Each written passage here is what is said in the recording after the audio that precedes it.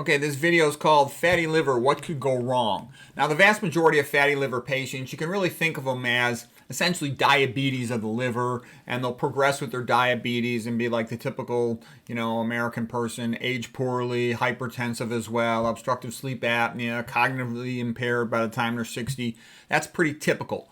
What I'm going to show you here, though, is an example of how fatty liver can actually even be much worse than that. So here's the liver in the right upper quadrant of the abdomen. So your liver's right up in the right upper quadrant of the abdomen. Spleen's in the left upper quadrant of the abdomen. Okay, the veins of the abdomen that connect the gut to the liver are shaped like a chair. So here would be the back of the chair. Like the back of the chair here would be the portal vein, which goes right into the liver. The portal's like a door. It's like the gateway into the liver. The splenic vein actually connects up to the spleen. I usually think of it again being like a chair, and you sit your butt on the splenic part of the vein here. Here's the SMV, superior mesenteric vein. That drains the food from the bowel, and then it goes into the liver for processing. The liver is the metabolic workhorse of the body. Here's the IMV, the inferior mesenteric vein. Okay, so normally blood also goes from the spleen and then moves on to the liver. But when you have cirrhosis, which means fibrosis, scarring of the liver, this flow in the portal vein can reverse and go into the spleen. Also, the pressure can be so high that you get these collateral veins called varices, and they can also send blood to the spleen. The spleen is a giant filter for the blood. I'll show you some more pictures here in just a moment of how the spleen filters out old red blood cells. But one of the things a lot of people don't know is the spleen will also filter out white blood cells, and it can also take away platelets. And the point being is you can get a drop in platelet counts and in white blood cells as well as in red blood cells and become anemic when the spleen is markedly enlarged due to cirrhosis and the subsequent back pressure called portal hypertension. It's all going to make more sense in a moment, but what I'm trying to show you is this fatty liver can be a very big deal. Okay, lots of Americans have fatty liver, about a third of the American population, over 100 million. I can tell you, it's routine. You ask any radiologist, anybody that looks at a lot of liver ultrasounds, I see fatty liver so common. If you hear a history, elevated liver enzymes, LFTs, liver function tests, it's virtually almost always a fatty liver. Chronic right upper quadrant discomfort, the vast majority of them, fatty liver. Patients come in to get checked for kidney stones, they usually have a fatty liver. These diseases, they all go together. So fatty liver is so common, you just assume the patient has fatty liver because all these fat people, most of them have fatty liver. Tons and tons of type 2 diabetics, almost all of them have fatty liver. Okay, some of the fatty liver will go on to NASH. So NAFLD is non-alcohol fatty liver disease. NASH is non-alcoholic steatohepatitis. It's just the hepatitis component at the end means more inflammation, and that inflammation will subsequently often progress then to cirrhosis. Most fat people, most diabetics have fatty liver. Other risk factors, if they're hypertension, because it's so strongly associated with obesity and diabetes and pre-diabetes, will often have fatty liver. Somebody who eats a lot of high fructose corn syrup and all the processed food, they'll tend to get fatty liver. Glyphosate associated with increased fatty liver. Persons with high blood cholesterol, high triglycerides, they often have fatty liver. Whatever the reason of their insulin resistance, which again, most often is excess dietary fat, will tend to have fatty liver. So I'm just going to share with you an unusually severe case of fatty liver. So this was a fat guy, eating the SAD diet, no alcohol, and he developed fatty liver that progressed to NASH, non-alcohol steatohepatitis, NASH, and then NASH inflammation progressed to cirrhosis, meaning that the liver is severely scarred, and when it's severely scarred, all this fibrotic tissue, excess collagen, that blood coming in will have a hard time passing through the liver because there's so much scar tissue, and it can go backwards into the spleen, plus blood can be diverted through varices and end up going through the spleen, and the spleen will get really big. So a really big spleen that starts chewing up platelets, red blood cells, and white blood cells is called hypersplenism.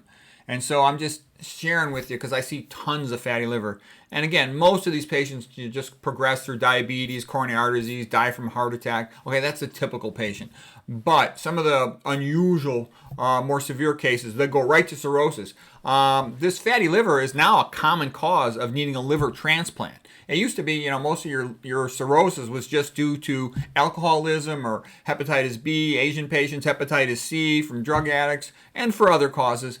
And but nowadays we're seeing a lot of cirrhosis just coming from this fatty liver. All right, and so what I'm saying is this big giant spleen, it'll start chewing up platelets, chewing up the red blood cells, chewing up white blood cells, and a patient can even have pancytopenia. Pan means all, so pancytopenia means all the major cell types are decreased. The platelets, the white blood cells, and the red blood cells. Okay, and I've seen these cases, and I've seen patients with these conditions. They'll fall down, hit their head, and they'll get intracranial bleeding because their platelets are so low. And I'll see cases where they'll get intracranial bleeding, and then the surgeon will have to drain the intracranial hematoma, like a subdural hematoma, press it on their brain, because otherwise the brain will herniate and they'll die. And it can be a big mess. Sometimes they'll to cut a hole in the skull is called craniotomy, but sometimes they actually have to remove the skull and take it off a piece of skull. It's called craniectomy. And they might come back later and try to put it back on in a cranioplasty type of surgery. But the point I'm making is this is a disaster, all right? You don't want this, okay? And it's totally preventable. Don't eat these processed foods. Don't eat these high-fat foods, okay?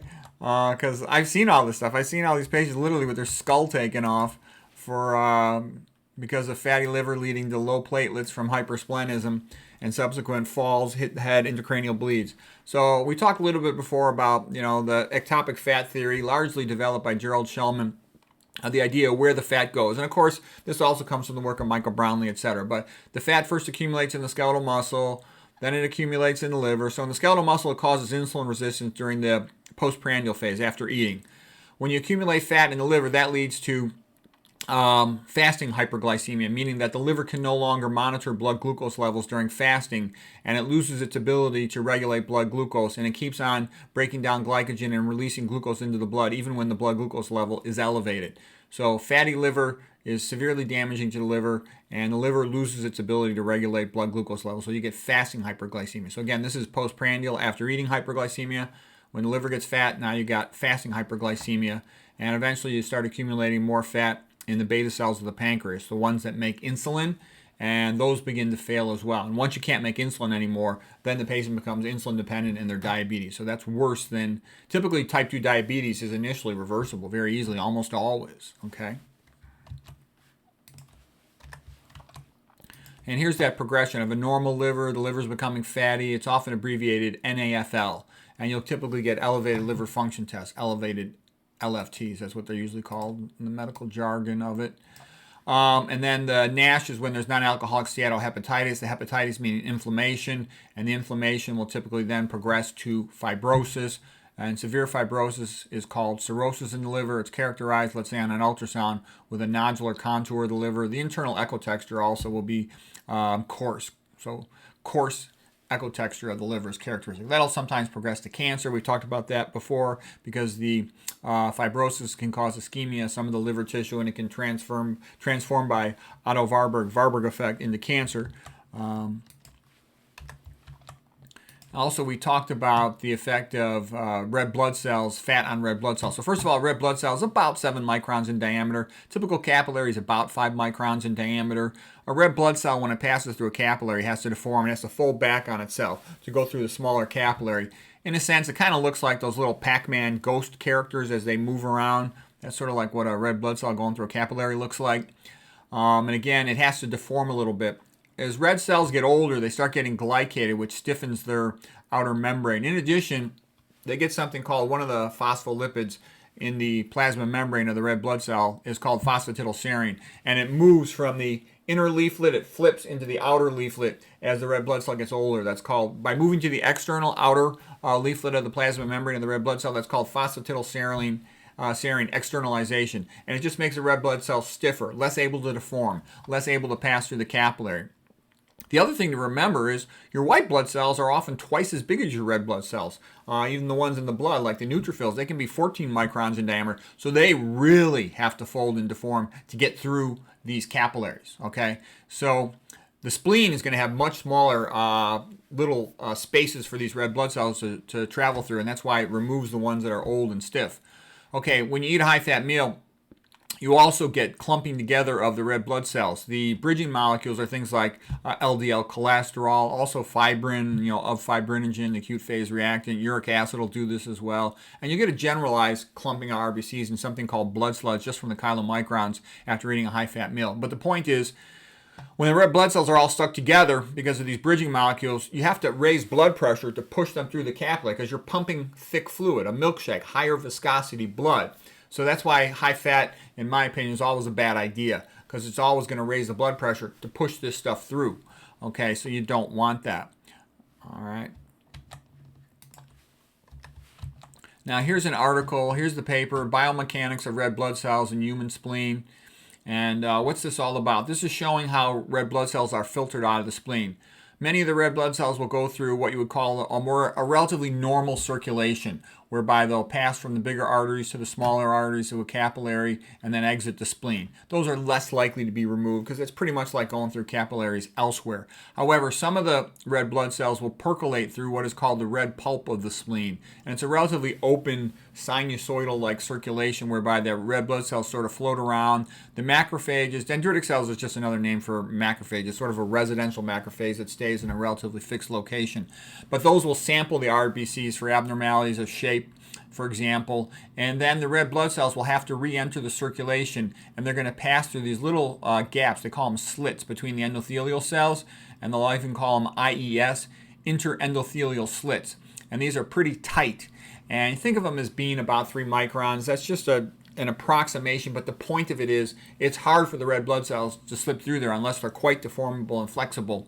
So if they can't make it through there, the macrophages, they'll just burst and the macrophages will carry them away. They're dead, okay? The spleen is like the graveyard for red blood cells. All right, so the point I make is when you got portal hypertension, you got all these extra red blood cells being forced to keep going through the spleen. And the spleen's just removing excessive amounts of them. When it removes excessive amounts of red blood cells, you end up with anemia. Okay, and so then they don't know, is it caused because of the spleen or some other thing? They can do a bone marrow biopsy. The bone marrow biopsy is going to come back normal when the problem is the spleen, because the problem is not the bone marrow, okay? Normal in the sense that the marrow is not the place where there's a problem with production of the red cells, for example. So anyways, what I'm saying is hypersplenism, a big spleen, due to portal hypertension, back pressure from fatty liver having led to cirrhosis, can remove an excessive amount of red blood cells causing anemia, an excessive amount of white blood cells causing neutropenia. Penia means low, so neutrophils, when they're low, you get neutropenia. And it can also cause diminished number of platelets, thrombocytopenia, that's low platelets. And then the patients are prone to bleeding once their platelets are low. Because their white blood cells are low, their immune system is weak, and they're at increased risk for infections. Because they're anemic, they're more likely to be tired. Okay, again, so here's the story again. You get fibrotic scarring of the liver. Now the portal vein, it takes more pressure to get blood into the liver. So some of it, once the pressure gets very high, it'll even go backwards. Plus, you'll start developing collateral veins called varices, dilated veins. Like, leg varices, you'll get varicose veins in here. And some of them will run collateral flow through the spleen. And the spleen will get bigger and bigger and bigger. So a normal spleen's about 11 centimeters or less. It's a pretty typical spleen, about 10, 11 centimeters in its maximum length. When you get this cirrhosis, I'll see spleens 20 centimeters, okay? Like about double the normal size. And they're going to be grabbing up platelets, red blood cells, and white blood cells, and that can cause pancytopenia, diminishment of all. And it can lead to other problems, bleeding problems. So what I'm saying is, you don't have to be a rocket scientist. Just don't eat these processed fat foods, okay? If you're dying of starvation, fine, eat them. Eat whatever you can get your hands on. But for any healthy person that has a food choice, it's just stupid to eat these foods. So anyways, I thought that was kind of interesting. Intracranial bleeding due to fatty liver having progressed to NASH, to cirrhosis, with subsequent hypersplenism and diminishment of platelets, thrombocytopenia. So a minor fall led to intracranial bleeding. I thought that was pretty interesting.